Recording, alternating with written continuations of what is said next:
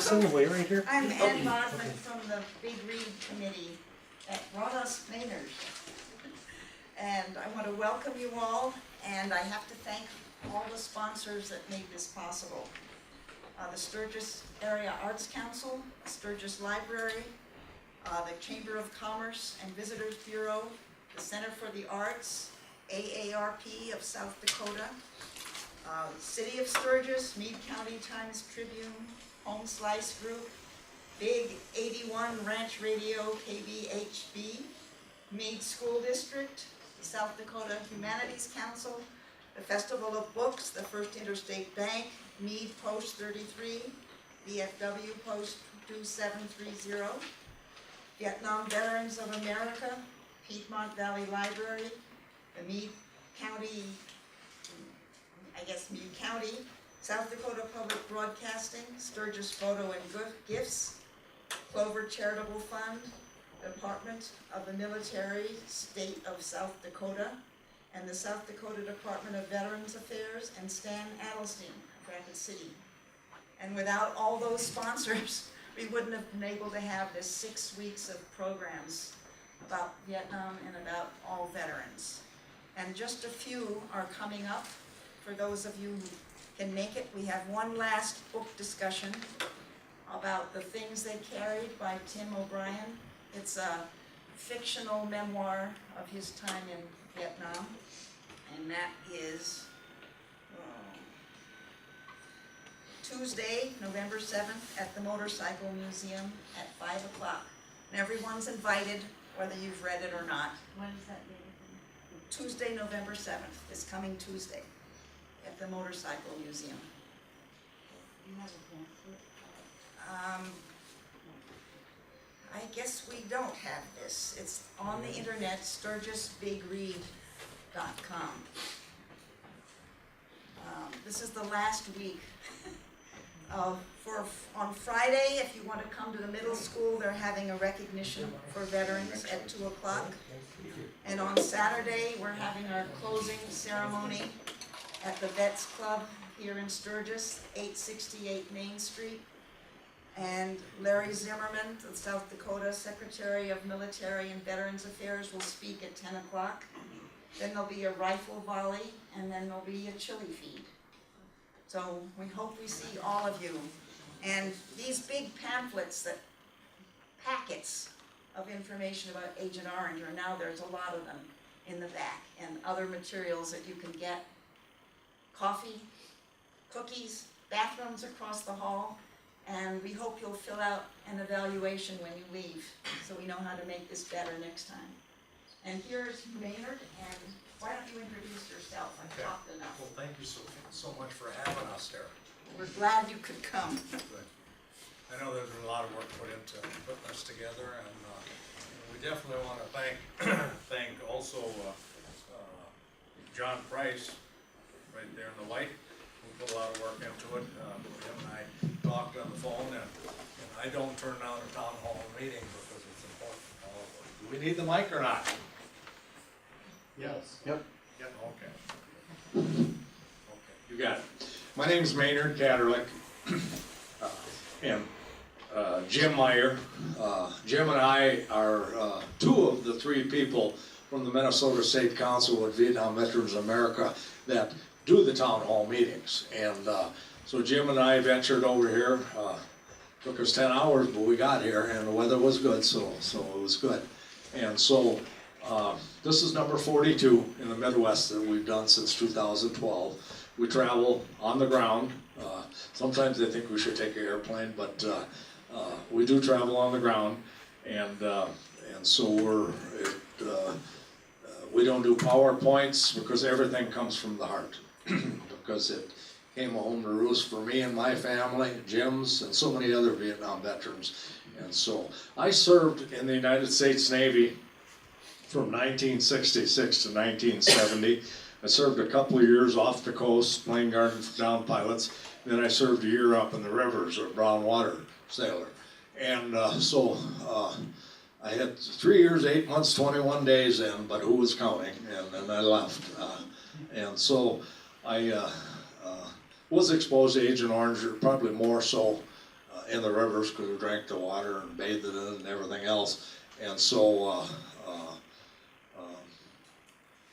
for a long time I felt I could have did more when I served my country in Vietnam, and maybe being with Vietnam Veterans America now for 28 years, that's my way of probably doing more.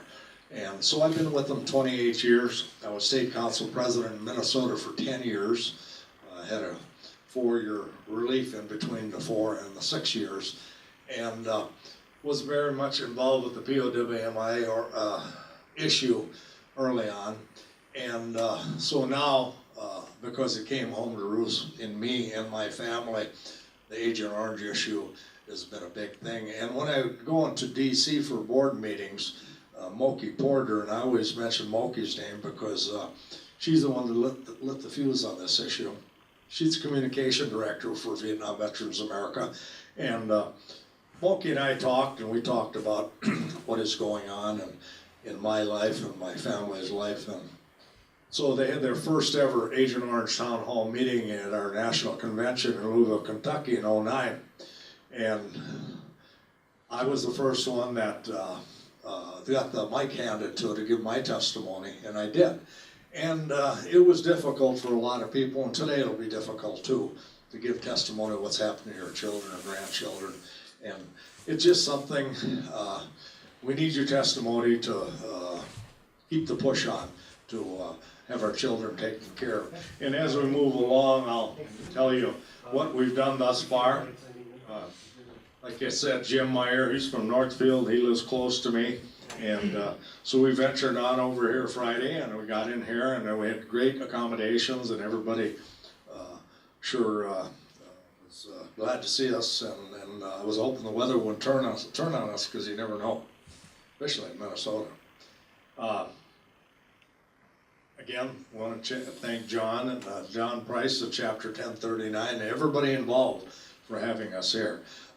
The nature of this is to bring awareness to the veterans and their families. We call it the faces of Agent Orange, who are our children and grandchildren. There will be Vietnam veterans here that want to talk about their issues, and usually if it's a big group, we want to stay to the testimonies. And I'm not a certified service rep, so I probably just, there's questions asked of me that I probably just know enough to be dangerous. And so you always confide in the experts who are our service reps, and I understand you have one right here across the hall. And so always confide in them, because they're the experts to answer a lot of these questions. But we'll do what we can here. The big issue here is getting your testimony, and we hope to get verbal testimony and written testimony from you folks. And we just, I know it's a very, very difficult issue, especially when you're talking about kids and grandkids, okay? We had a turnout this morning, which just, I think, filled all the chairs, and this is a very good turnout. I always say if we had one veteran, that's one more than we had before we started. And so I'm so glad that we've had 2 good turnouts this morning and then this afternoon, and I'm sure we'll probably still have more people coming in. But it's what's happening to our kids and grandkids, and those are the faces of Agent Orange. Moki Porter, that I talked a little bit about, she, the modern day warriors have been exposed to a lot of toxic substances too. And we definitely want to keep them in the loop. And the legislation that we got passed finally for our children and grandchildren will take care of the modern day warrior families too. So they don't have to invent the wheel. And they have a lot of respect for us old Vietnam veterans, the modern day warriors too. And so Moki is really, she's so to speak stuck on the faces of Agent Orange, and she lit the fuse, and she's done so much work for this issue, and took a lot of flack at National because of her involvement in early on. But she's done a great job, and I always got a pat Moki. I always talk about Moki at these town hall meetings because she's done a great job. And the reason for Moki getting, she's heard all the stories from the Vietnam veterans, and her daughter, I think this is what got it going, and I asked her, and she said, yes, her daughter, when she was about 13, 14 years old, Elizabeth, went to Vietnam to see what Vietnam was like and what's about and so on and so forth. And she was there about 6 to 8 weeks. And after she came home, she encountered uterine cancer. And so she's fine now. She's went through the treatments and so on and so forth. And Mokio attributed that because her exposure to Agent Orange over there, because over there it's forever. The shelf life on this stuff is about 100 years. And so Moki attributed it to, and that's probably why she lit the fuse and wanted to get going on this very important subject. Jim's gonna hand out 2 books. I need these books back. They're a little dilapidated. I had the pleasure of meeting a lady from St. Paul, Minnesota, that went back to Vietnam for twice. She went back 2-3 months each time she went back to see what's happening to second and third generation children in Vietnam. And there's a lot of heart-wrenching pictures in here. It can bring tears to your eyes of what's happening to their children. And a lot of them are in the orphanages over there. And they're deformed, learning disabilities. It's just so sad to see these pictures in this book. And that's forever over there because that stuff doesn't go away. And I think they said, I've always heard 100 years before it actually dissipates, if you will. And so those books, like I say, I need them back and look at them. And like I say, I know they're heart-wrenching pictures in there, but I think it's a good book that we need to know what happened over there after we left. This is our 42nd town hall meeting in the Midwest. We got started in 2012. We had about 8, 9 already in Minnesota, and the rest of them have been all over the Midwest. We even traveled, Jim and I even traveled. I told Moki I'd reach out to the West. Well, I should have kept my mouth shut because we drove 18 hours to Helena, Montana, and we did one there. We drove through the night and did one in Colorado Springs. And then we got home. I got my clothes washed, repacked, and I drove to DC and back. And so this has been a very, very, very important issue to me. I think everybody in Vietnam Veterans America, I've been with them 28 years now, and I think everybody in Vietnam Veterans America knows where my heart is in this issue. And so I speak from the heart. I don't need any PowerPoints or anything. It comes right from here when I speak. And so we've done 40, this is number 42 in the Midwest. We've done 400 all over America through our chapters and our state councils through Vietnam Veterans America. So we're going to continue on.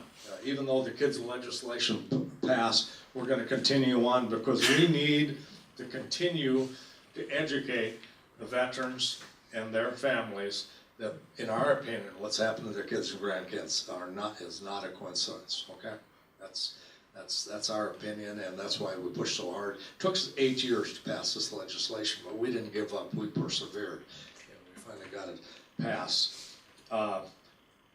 We believe when we came home, when it was in our blood, okay, and we believe genetically we passed it on through our wives to our children,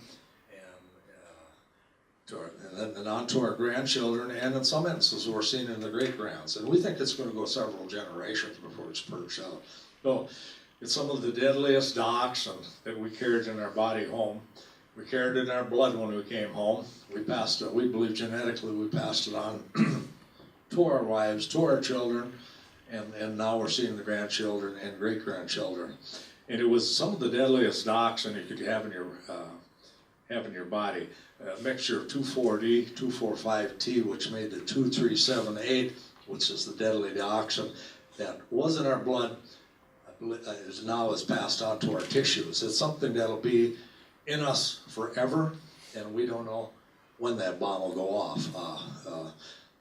We're seeing so many different problems in the Vietnam veterans and the children also. We've come up, since we started doing town hall meetings now for quite a stretch, started in 2009, we've come up with 800 different problems with the children and grandchildren. MS, blood disorders, immune disorders, learning disabilities like you wouldn't believe, autism. The list just goes on and on and on.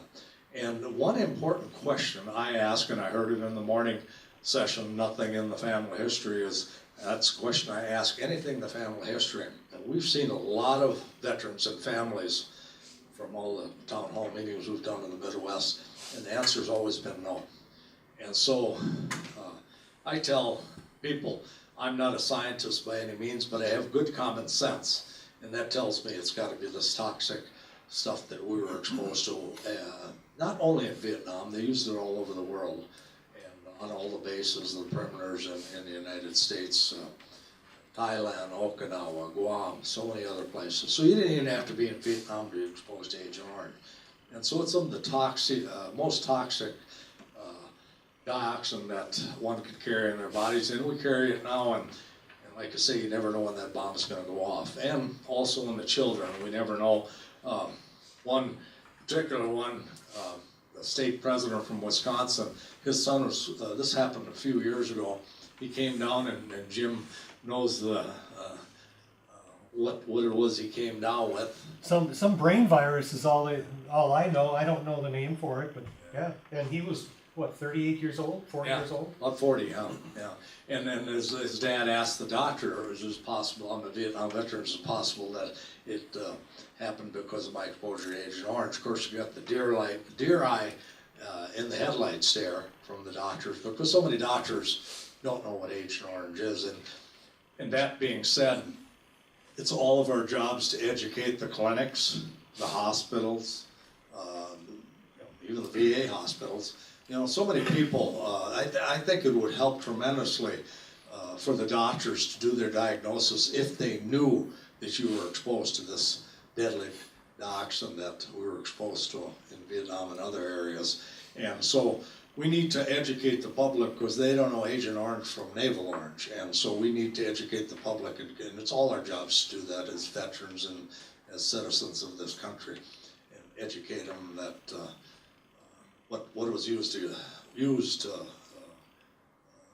as a defoliant in Vietnam and other places in the world. I'm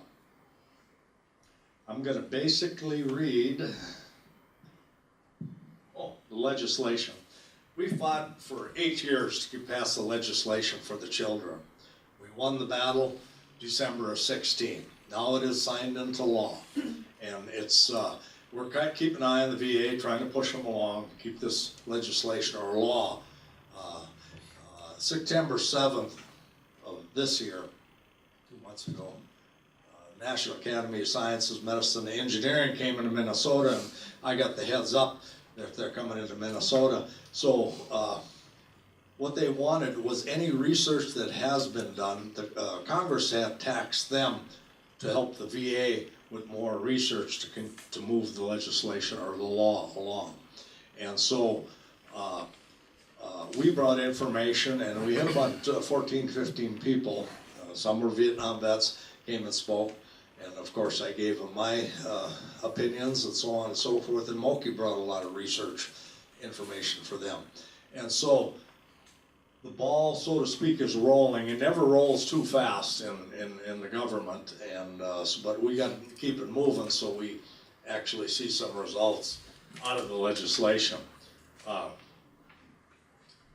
what that basically the legislation does in the VA is establish within the Department of Veterans Affairs a national center for research on the diagnosis and treatment of health conditions of descendants of veterans exposed to toxic substances during their service in armed forces. And when we say veterans, not just Vietnam veterans, these modern day warriors have been exposed to so many different oil fires, Gulf War syndrome, depleted uranium, and Lord knows what else what they've been exposed to. And so we need to include the modern day warriors, and we always welcome them if they come to these town hall meetings too, because they don't have to invent the wheel. We have invented the wheel, and we're going to take them underneath our wing and help them along too. And they're very appreciative of our service. I had the opportunity to go to Walter Reed when it was up and running in DC. I'd go out for board meetings and, excuse me?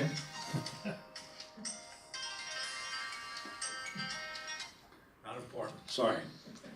I'd go out for board meetings, and there was a couple from North Dakota that would make these walking sticks, and Dan Stenvold, the state council president up there, we'd take them to the Malone House, which is like a big motel where the young warriors were rehabbing and had their families there. And most of them were single and double amputees, so we gave them these sticks. And the first group we dropped off was very heart-wrenching. This young lad, he was 21 years old, his mother was there with him, and he lost both legs below the knees. And he had just got his prosthesis 2 weeks before we got there. And of course the VA gave him that 10-cent cane that they try to walk with, you know. And so we gave him a walking stick. He walked back and forth, and he had a smile from ear to ear. And I mean, if you didn't have tears in your eyes looking at that, but what I'm getting at is we told all these warriors that we're a bunch of old Vietnam veterans and we thank them for their service. And each and every one of them said, no, you paved the way for us, thank you. And so, you know, that's a good thing that came from Vietnam is that they do appreciate the Vietnam veterans, what has happened to us. And so, the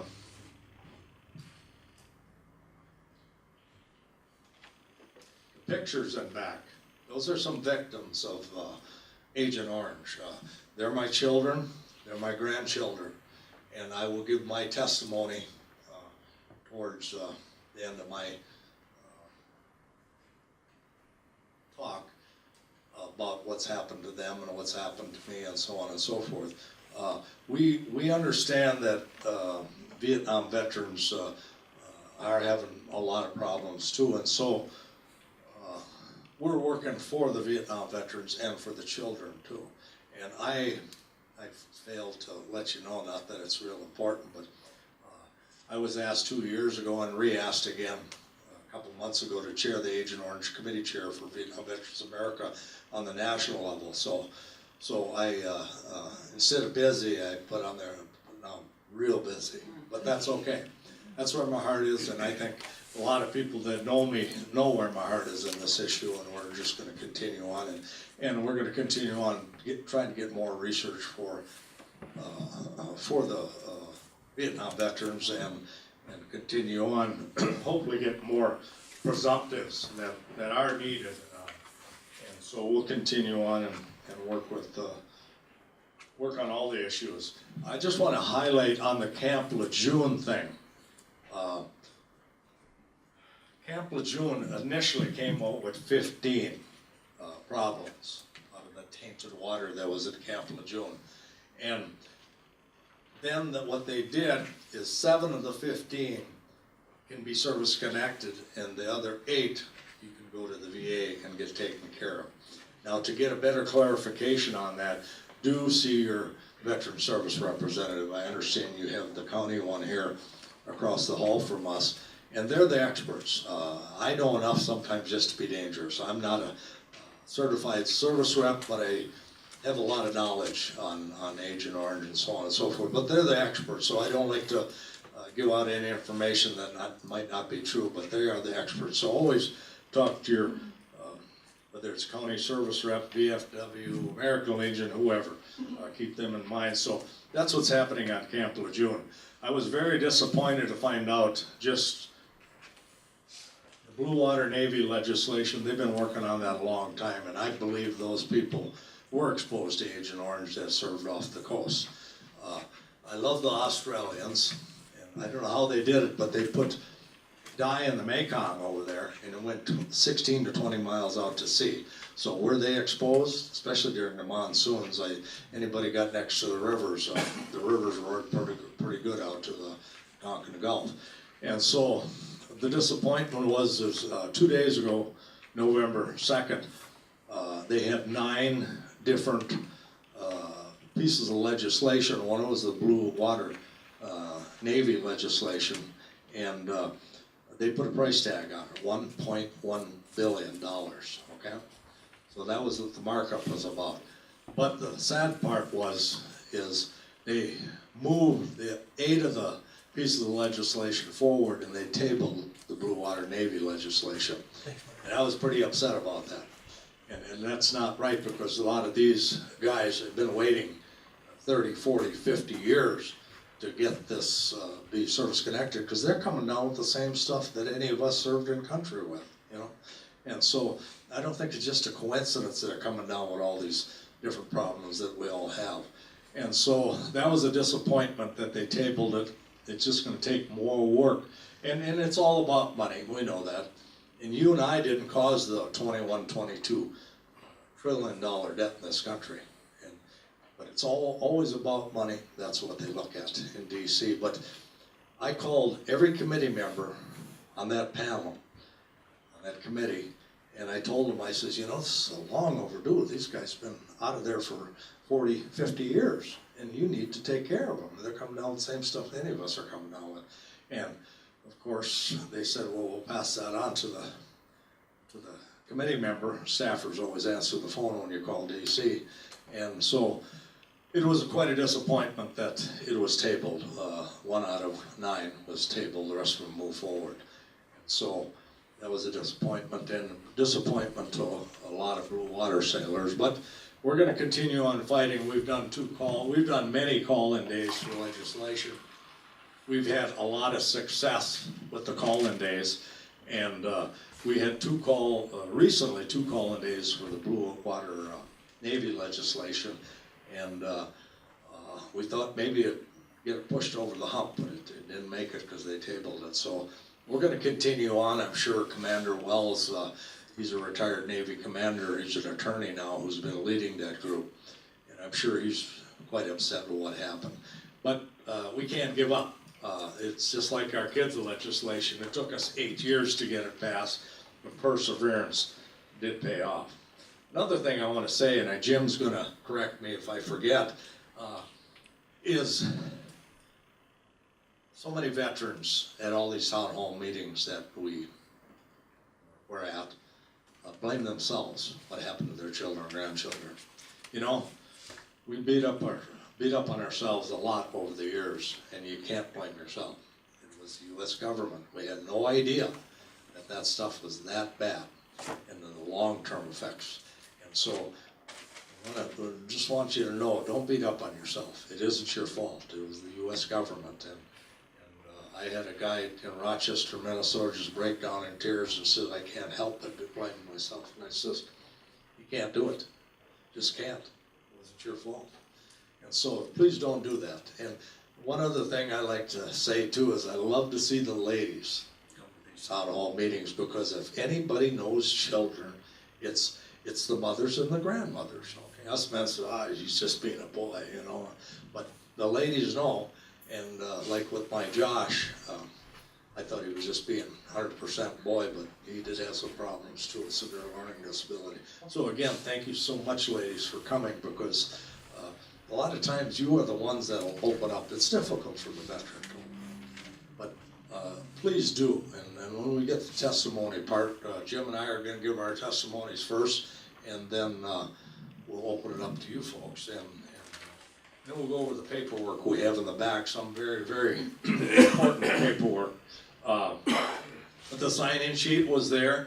We want you to sign in and give us your email, because we want to keep you in the loop of what's going on with, with the kids' bill and just so many other things that are going on. The Camp with June thing I mentioned.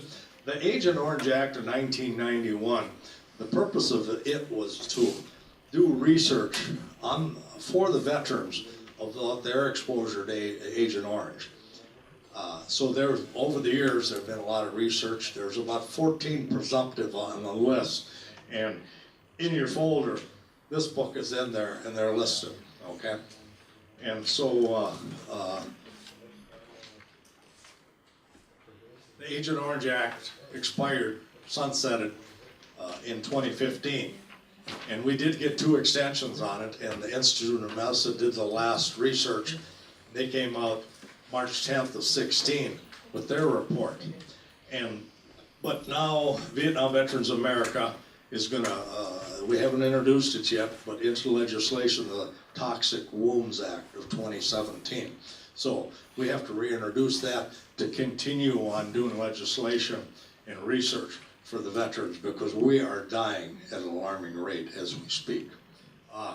On that last IOM report, which came out March 10th of 2016, the Secretary McDonald, underneath Obama's term, was supposed to report out by September of 16 on that one. He came out a month or two later and said he put his people on the Camp Lejeune thing, and that's why he couldn't report out. So then, with the Trump administration, Salkin, the new secretary, we were wondering what was going on, and we were after him to report out, because now it's been 20 months. So he came out about 2 or 3 weeks ago and said he's going to report out on November 1st. Well, he did report out, but it's another delay on that one too. And the 4 that came out on that report were Parkinson-like symptoms, bladder cancer, hypothyroidism, and hypertension. Now, he has the final choice on which one of those will be added to the 14 already there on the presumptive list from Agent Orange. Which ones they'll be, we don't know. We thought he was going to report out by November 1st. Now he said, well, we have to do this and do the research, and I'm thinking, my God, it's been 20 months. How long? And it's all about stalling, you know. And the money they save, and there are many veterans that do die between now and the reporting out. And so we'll keep hounding them to get on to reporting those out. Which ones they'll be, we don't know. And he'd like to say he has the last word on which ones are put on the presumptive list.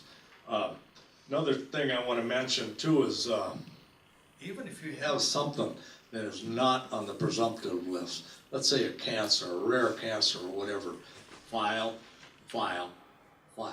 okay? Because if it becomes on the presumptive list, let's say 5-10 years from now, they have to go back to the time you filed. And if you have a service rep that tells you it's not on the list, so I'm not going to file, I dump he or she right away and go get another service rep, because they have to do that. File one for you. And it's in your benefit, and it's also in benefit of your wife too, because we'll go over that too, DIC. And so there's a lot of benefits in filing, and just continue on. And if you get turned down, appeal. Just keep fighting the fight, because when you walk away and say, the heck with it, it's not worth it anymore, they win, you lose, and that's not right. You served your country, and that's not right. So fight the good fight. Vietnam veterans, I know, fight the good fight. Always have, always will. And I told them on the Hill when we were pushing the kids' legislation, we talked to the staffers. I talked to one congressman out of many congressmen and senators that I saw. Most of them were just staffers, because the congressmen and senators are busy doing whatever. And so Sharon Hodge from VA National was with me. And the last thing I told the staffer, I says, I know we're a pain in the butt up here on the Hill, but you know what? We're coming back till they put the last one of us down. And I know for one, this guy is going to fight all the way to the end, because it's the right thing to do. We have to do that, not just only for us, but for our fellow veterans, the modern day warriors, who are so very much important too. And so hopefully we'll get them to report out on that report. The paperwork, the sign-in sheet's important with your email, so we can keep you updated on what's going on. So please make sure you sign in. The folders that we passed out, these folders here, they have a lot of good information in there. They do have the orange book, which has the 14 presumptives in there. And this is a real shocking thing. For the ladies that served in Vietnam, and I believe the figure is 20,000, but the men that served in Vietnam were 3.6 million. There were a lot of us over there. And over the length of time the war went on. And for the guys, there's only one service-connected, one for our children, was spinal bifida. Now, for the ladies that served in Vietnam, and there was about 20,000, there's 19 of them for their children. And so I think early on they knew what was coming down the road, okay? And so that's why we have to continue on fighting the fight, and got the legislation passed, and just got to continue on pushing. We all know that what's happened to our children is not a coincidence, and we just got to continue on fighting, that's for sure. In the folders, we have the orange self-help guide. These are really, really good guides.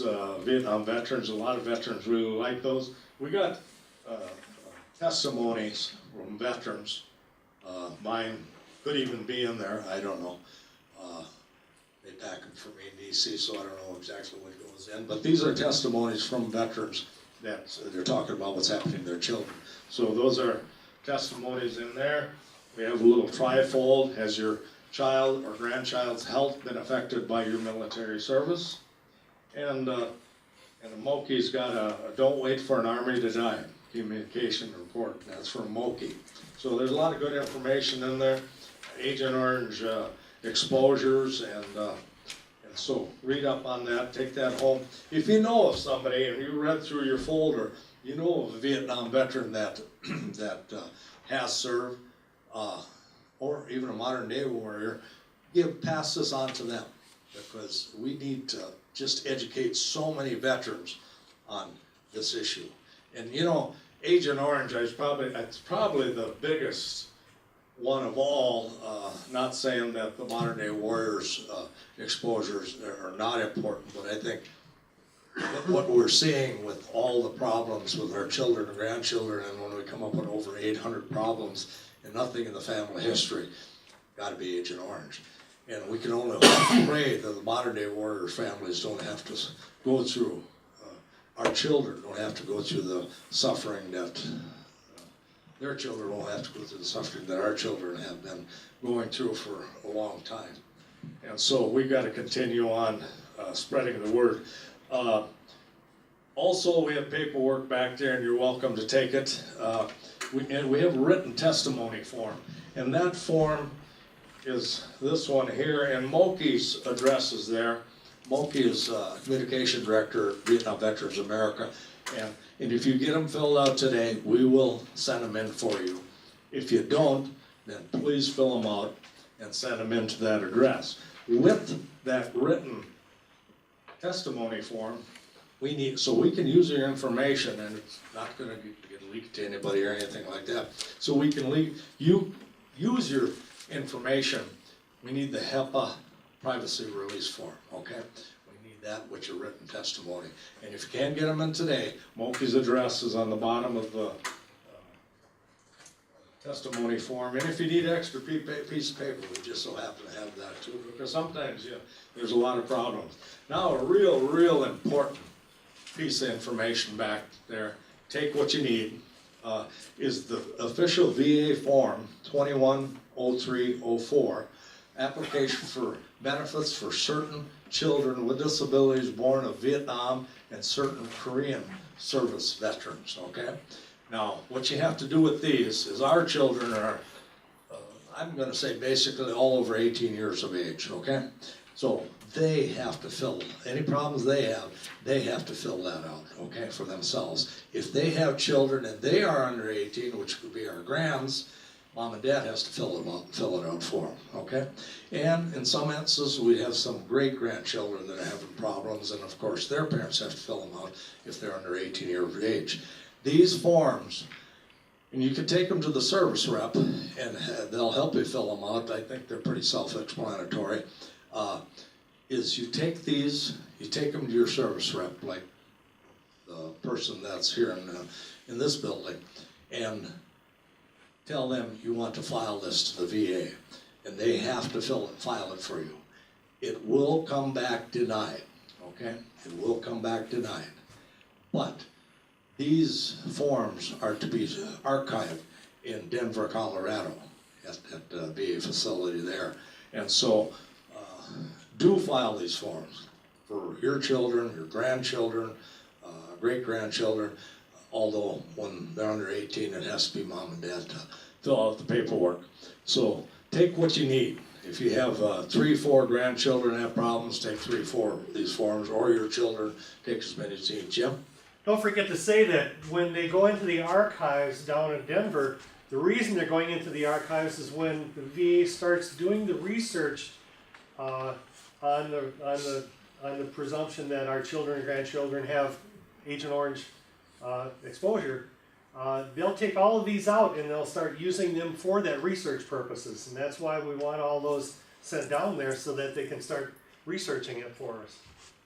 Exactly. And then, of course, they're going to make sure that the father or the grandfather was exposed to Agent Orange, and you know, this boots on the ground thing, that's a different subject I don't even want to discuss, but they want to make sure that the father or grandfather were exposed to Agent Orange, and then we're going to start doing the research to make sure the proof is in the pudding, if you will. And so it's, you know, it's not going to happen overnight. Nothing happens quickly in the government. And so we got to continue on just pushing so we can push them along. And so those forms are really, really important. We have plenty of them back there, so take what you need. Don't waste them, but take what you need. And get your children to file, and get them to file for their children if they're under 18, and so on and so forth. Another, and I guess I told you they will be denied, but they'll be archived in Denver. One very, very important piece of information is so many times at these town hall meetings, we have widows of Vietnam veterans that had lost their veteran, okay? And they had no idea if they passed from a service connection illness. They had no idea they could file for DIC, which is dependent indemnity compensation. And you know, a lot of us veterans don't share a lot of information with our wives and our significant others. And so this is an important piece of information. It's back there available for you, and the wives of the veterans really need to know, because there's been so many of them at these town hall meetings have no idea. And if it is a service connection disability or that the veteran died of, you know, you're not complete out without any money whatsoever, especially if the veteran was receiving 100%, which is approximately $3,200. And then I think I'm close to the figure where the widow of the veteran could get at least $1,600 a month. So you're not out completely out of money on that deal. And so what you do is you go see a service rep and you file. If you're a widow of a veteran and he or she had died of a service connection disability, and do file, and they'll guide you through the system. And another thing I always say, and not to pick on service reps, but if you have a service rep that said, well, I had one in Rochester, Minnesota. He said, well, if it's on the list, he says, I'm not going to file the claim. And I didn't want to get in it. We had quite a few people in the room, and I wasn't going to get in an argument with them, but I thought, boy, you wouldn't be my service rep very long, because they have to file for you. Okay? That's why I say file, file, file, because if it comes on the list years later, they're going to go back to that date. So please do file, and veterans, do it for your wives, because you know, we can't live forever, and we are dying at a very alarming rate as we speak. So that DIC handout is back there, so grab one. One other important piece of information, and it's not, I don't believe, just for the Blue Water sailors. I've got a address and so on and so forth back there. And you still can get deck log copies from the ships that were off the coast or even up in the rivers, okay? And I used it, God, it's probably about 5-6 years ago. And they gave me the actual ship log from one of the ships that was off the coast on. And so you still can get the records. They're still in those National Archives at College Park in College Park, Maryland. So that address will be back there. I think Jim's got it on the table. Yep. And so write that down and do contact them. like I said, nothing happens quick in DC, so be patient. It might take a couple, 3 months before they get back to you. So that's another important piece of information. I have my cards back there. Please, after this meeting, please take one with you. And if you have any questions, and if you're like me, as soon as you hang up the phone, damn, how come I didn't ask that question? And so we'll all forget. And so just call me, and if in any way I can help you, I certainly will help you, and I will get back to you. I don't think I've ever lost a call yet, and I've got a great system here now. It's worked for a long, long time. I love the flip phone, and so and then leave a voicemail if I'm outside. These are VA hearing aids. I gotta slam the VA once in a while, right, right, John? These are VA hearing aids, and this is about my 4th pair, and this is the worst pair I ever had. So, Worst pair? worst pair I ever had, yeah. He's got high. See, I tell people you got to talk right into the ear now with this one. I don't know what it is. They're just not very good hearing aids, but it's better than not hearing at all. So I'm just appreciative that I got hearing aids, and too much of that ha stuff all the time that irritates people. So anyway, do contact me. Leave a message if I'm outside doing something that's noisy. I don't hear it, and so please do that. Another thing I want to say is, we always hear the horror stories of the VA. And you know what? There's a lot of good people that work at the VA. A lot of good doctors, a lot of good nurses, and people that clean the hospital, people that cook for the veterans. There's a lot of good people. But usually those bad eggs are someplace on the top, okay? It happened 2014 in Arizona, which was very sad what happened there. But, beating up in the VA really doesn't accomplish anything. And always keep in mind there's a lot of good people. You had 2 good people, John and me. We both left the VA a few years ago, so we had a couple of good guys in there. But I worked for 25 years at Minneapolis as an engineer.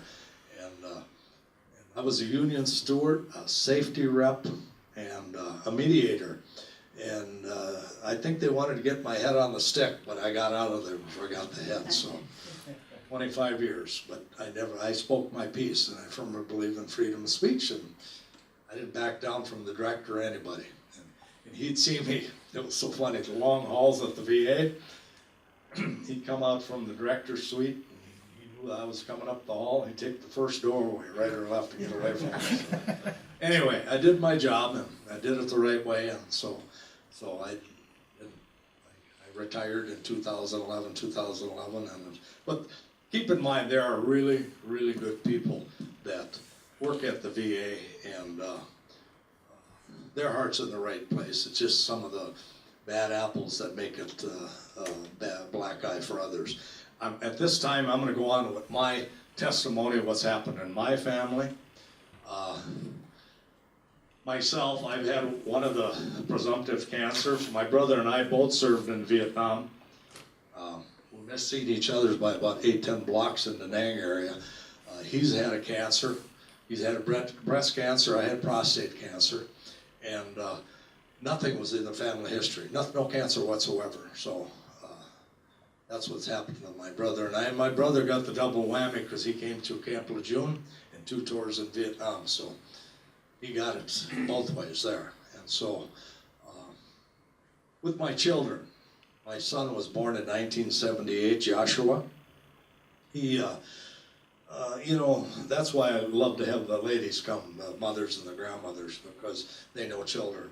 And I thought Josh was just being a boy, you know what I mean? And so his mother and I took him to, I think it's the University of Minnesota, and they put him on Ritalin and all other stuff, and it didn't make any improvements to make any difference.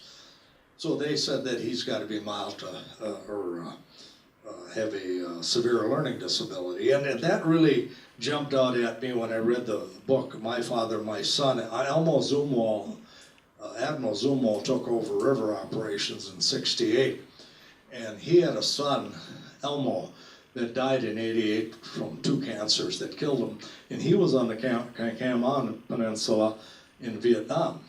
And in this book they wrote, My Father, My Son, he had a son named Russell, and he was the same age as my son Josh. Both had severe learning disabilities, and he attributed it to his exposure to Agent Orange, and of course he lost his life in '88. And so that kind of gave me a wake-up call. So we took, the thing that really hurt the worst was when Josh came home from 4th grade public school system and says, Dad, I'm done. And that one really hurt when he said that. So his mother and I got together, and we got him into the pro school system, and they put him on a pass-fail system because his self-esteem was just in the bottom. And so Josh was in the Catholic school system, and in about a year's time, the nun asked me, how do you think Josh feels about himself? And I says, boy, his self-esteem's really come up. And he graduated. They didn't hold him the same standards as the other kids, but they saved his life, if you will, because he really got that diploma and was very proud of it, and so that turned his life around. But you know, it's always been a tough life for Josh. Even in adult life, he's 39 years old, and people don't understand that he ever had a learning disability, and so it can be a tough road. Josh also, when he was born, had a dislocated hip, and we hear that all the time at the town hall meeting, all the time. And so Josh's life has been a tough life, and so but I told him, don't use it as a crutch. I said, you can do a lot of good things in life and in the world, and so don't ever use it as a crutch. But it was a tough road for learning for Josh, and a tough road for Mom and Dad, because you just, you know, God, why can't he get it, you know? And it was very, very difficult. And we hear severe learning disabilities just all the time. We heard many of them this morning in our procession. So I have another child, Melissa. Melissa's 36. So far, Melissa nothing has happened with her, but you just never know when that bomb's going to go off. And the state president from Wisconsin, that happened with his son, who was 40 years old. So you just never know. We hope and pray that it doesn't, but you just never know what's going to happen. Melissa had 2 daughters. One is 12 years old. When she was 3 years old, she'd say things, but it didn't make sense. And so finally we took her to a children's hospital in Minneapolis, and they diagnosed her mild or moderate autistic, which we hear all the time, autism. And so the doctor there told us of a therapy center, and you really don't know how many of these centers are around until you do have a child that has these problems. And he advised us one in Burnsville, Minnesota, and I was working at the time, so I think her mother dropped her off every morning, and I picked her up after work, picked her up at 4:30. So Jada and I got pretty close, and you know, there was another thing that happened with her. She's always had, since she was little, a rash in a private area, and I went to every doctor's appointment she went to. I went with Mom and her, and I would say that I'm a Vietnam veteran, I've been exposed to Agent Orange. Is that a possibility? Well, you got the deer stare in the headlights from those doctors, because a lot of doctors don't know what Agent Orange is. And so she still, to this day, still has that problem. The little one, her sister, had the same problem for a little while. I don't know if that's cleared up or not, but it's been a rough road for Jada. I was helping her. You know, kids with autism do excel in some areas. And before I forget, she's in middle school. She just started in middle school, and she came home with all A's and 1 C, so I'm pretty proud of her. And another little story, Jada was doing math. This was probably about 3 or 4 years ago. I did a lot of babysitting because my Melissa got her bachelor's through the computer. She had to go to school 1 day a week, and of course Papa got to babysit, and there was no argument there, you know. And so I was helping Jada with math, and she was really, really doing good. And I said, Jada, boy, I said, you're really, really smart. I said, you're going to be smarter than Papa someday. And she looked at me, she said, I already am, Papa. So, gotta love him, that's for sure. Well, Jada's had her problems, and you know, so far, what's happened to her in middle school, I hope that continues on, because she deserves the best, and Papa and her are just like that. She's got Papa wrapped right around that little finger. And now there's the little one. She's about 3.5 years old. She too they were just mumble words. So we took her to the Children's Hospital, same place we took Jada. And Ivana is, like I say, 3.5 years old. And they diagnosed her mild to moderate autistic, although what I saw taking care of the girls, Ivana has more knowledge and stuff, the colors and the shapes and stuff. She's doing so much better. And now we put her into the same therapy center Jada's was in for 4 years, 8 hours a day, 40 hours a week. Jada was more on the moderate side, but it's helped her tremendously. And Ivana is excelling. She went in this therapy center first part of September and just did leaps and bounds. And I told her mother, I think she's a sharp little cookie, and then I think she's going to be up and running in 1.5 years, 2 years. But it's just something that really shouldn't have happened, okay? And we're seeing so much autism now. Melissa and I went to a seminar at St. Olaf College about 2 years ago in Northfield, Minnesota, and 2 doctors spoke there, and they said by 2030, 1 out of every 2 children born will be autistic. Boy, if that comes true, it's going to be, I don't know what's going to happen. It's going to be a tough road for a lot of families. And but Ivana is doing well, and I think she'll be up and running in a short time. And of course, I've had a cancer already too. There's service connection cancer, and okay so far. But it shouldn't happen to the children. That just shouldn't be. Our children shouldn't have to suffer. It's bad enough that we're suffering from all that we're dying from, and our children shouldn't have to, because they had nothing to do with that mess over there when we were there. And something that kills the jungle in 24 to 48 hours got to be pretty strong. I saw areas over there in the rivers where it was green and vibrant at one time, and after they sprayed it, it was dead, gray, and scary looking. It looked like the moon. There was nothing there except trees and stuff that had nothing on them. So it's really, really strong stuff, and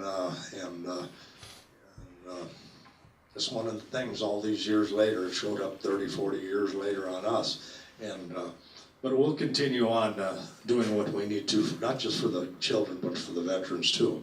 But this seminar is if you will, for the children, and if you as a veteran, we're not going to stop you. You have something to say about what's problems with you and so on and so forth. But we really want to hear your testimony, and I know it's difficult, on what's happening to your kids and grandkids. And so we really need that, and your written testimony and your verbal testimony today. And I see I see a young lady over there, and she's probably a daughter of a Vietnam veteran, and we'd love to see you people come, because we did one in Des Moines about 2 years ago, and we had about 6 or 8 of the babes there, of Vietnam veterans, and talk about a nightmare of problems. And there was one, she was 41 years old, she walked with a cane, you would think she was about 80. And she read off a list of problems that is just unbelievable. We did one quite recently in Lincoln, Nebraska, a young lad, 41 years old, son of a Vietnam veteran, a length of problems. He was just unbelievable, the problems he has. And his dad was a Vietnam veteran. And they actually came up for the September 7th with the National Academy of Sciences that came to Minnesota to get more research, and he gave them their testimony. Plus we had other people there that testified in. And so it's real. And when we had those babes at the Des Moines one, I said, I wish all the congressmen and senators were here to hear this right out of the babe's mouth. That's what they need to hear. Would it make a difference? I certainly hope so. If there's a heart in it, I hope it would make a difference. But that's what they need, is to hear the testimony of the babes and of course of the families of the children too. And so that's why we're here. we thank you for coming. And now, I'm sorry, Jim wants to give his testimony. And what he's going to talk about, we heard, three times this morning, a testimony, so. Well, I was in Vietnam, I forgot to say that this morning. I was in Vietnam, 1969, 1970, about 21 months. I made the mistake of extending 9 months to get the early out. I don't know if it's a mistake or not, but I did get the early out. But I spent 21 months over there. When my son was born, he was born fine, a colicky kid. But we noticed when he got a little older and going into grade school and everything, he was the only kid I know, only child I ever knew that we didn't have to badger him to make his bed at all. Before he took off for school in the morning, he would make his own bed. Mom couldn't fold his socks and underwear the right way and put them away the right way. So she had to always put them on the bed, and then he would fold them the way he wanted and put them in the drawers the way he wanted, because she just couldn't do it right. And to this day, his wife loves him dearly because he's the one who cleans the house, because she couldn't clean it well enough, so he cleans the house for them. And we tease him every once in a while that he's OCD, and he was diagnosed with borderline obsessive compulsive tendencies, but not total OCD. And we keep teasing him about it, but one day he snapped back at me and he says, "But Dad," he said, "this is the only time that I feel I'm in control of everything is when I'm home and I'm cleaning the house the way I want it. Nobody else is around, but I'm doing it the way I want. That's the only time that I feel in control." So I had to back off a little bit on that. So I don't tease him so much anymore. But I'd love to have him come down and clean our house. Anyway, when he was in first grade, he had that same problem already that was showing up, because when he would do any of his homework, he was good in all of his assignments and everything, but when he'd write down for math and everything, the numbers weren't just right, so he'd have to erase them to try to redraw them again or rewrite them again, and it got him behind a little bit in class. So they finally put him into a special class a couple hours a day, I think it was, into a special class where the special ed teacher was teaching him how to build dioramas of dinosaurs, because that's what he liked, was dinosaurs. She was trying to teach him that it was okay, that it wasn't perfect, that just getting it completed and looking good was good enough.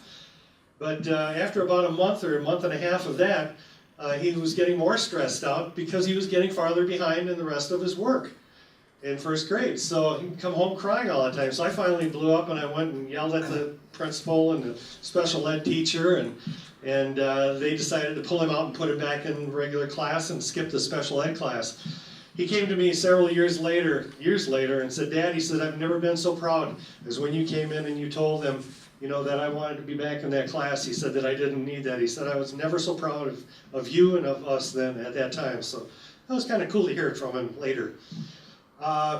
He still had issues as far as he had hip dysplasia, and which is one of the huge things that we hear, along with as well as the autism and cleft palate and a number of issues. But he had partial hip dysplasia. He walks like a duck. And when he went out in junior high or middle school, he went out for junior high. He went out for cross country. And after the first day of practice, the coach called him over and said, "Brian," he says, "I hate to tell you this, but he said, you're never going to end up running very fast and very well." He said, "So just don't come out anymore." And that was kind of devastating to a kid in junior high. And so, he came home from that, and he was pretty well devastated with that. But he did well in high school, and decided we were in just south of Madison, Wisconsin. He didn't want to go to Madison for different reasons, so he went to the University of Minnesota with a friend of his. And he did fairly well. He had some issues. One of the big ones, when we got a call after he was there about 4.5 years, we got a call from the Hennepin County Mental Hospital. They asked, "Could you come and please sign your son out?" If he actually tried to commit suicide, and they wouldn't let him go out unless we signed for him. And my wife asked the nurse at that time, "Was this just a cry for help, or did he mean it?" And she said, with the amount of alcohol that he had ingested and the amount of pills that he had taken, this was a true suicide.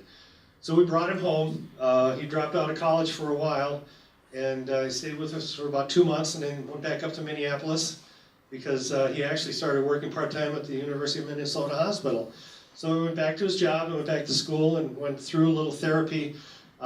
He's doing fine now, but you know, he still has those OCD tendencies, and you know, he's a pretty high-strung kid. But at 44 years, he's doing fairly well.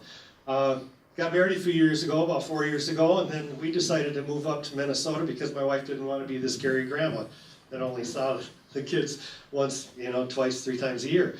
So when the first one was born, Greta, she was born, and she's having the same tendencies as Brian. She has that, and they took her to the doctor, and she does have, and they said it's not OCD, but it's OCD-like symptoms. She has skin issues as well. She'll start screaming and yelling, and it'll take them forever to get dressed in the morning, or it did, because any socks that she put on, they weren't good enough. They hurt my feet, they bother my feet, and her underwear. You know, it bothers me. It's not right. It's just not right, and it hurts my skin. And I know that one thing that helped was Grandpa Jim saw, we were watching Shark Tank one night, and there was somebody selling socks. So I thought, well, I'm going to get a couple pair of those socks, you know. And my wife says, go ahead. Well, in Minnesota speak, they were a little spendy. But I got some socks, and they're from Bombas, I guess they are, and they got blue toes and whatever. And I got some of these, and I thought, you know, maybe that will help Greta with hers. So they had 3 packs, you know, and we ordered them and took them up there and gave them to her, and she loved them. And she wears them all the time now. As a matter of fact, Mom got her another set of those, and every time I go up there, see, Grandpa, I got my socks on. So she'll show them, and she'll put her own socks and shoes on now, which she just fought all the time. And she still has issues with the underwear, but they're working that out. So we'll see how that goes. You know, she's 4 now. Her youngest sister, her younger sister now, we were on the way actually to Sioux Falls, South Dakota to do a Agent Orange meeting about 2.5 years ago. And Heidi was just born, and she went home from the hospital. And the day after she came home from the hospital, they had to call the ambulance. And that was on a Friday when we were headed down to Sioux Falls. She had stopped breathing and turned blue. So they took her back to Burnsville, Minnesota, to the hospital. And she was in the neonatal NCIU, or neonatal ICU for 6 days or so. And in the first 2 days, she stopped breathing again 3 more times. And they did all these tests on her, and to this day, they have not figured out what had done that.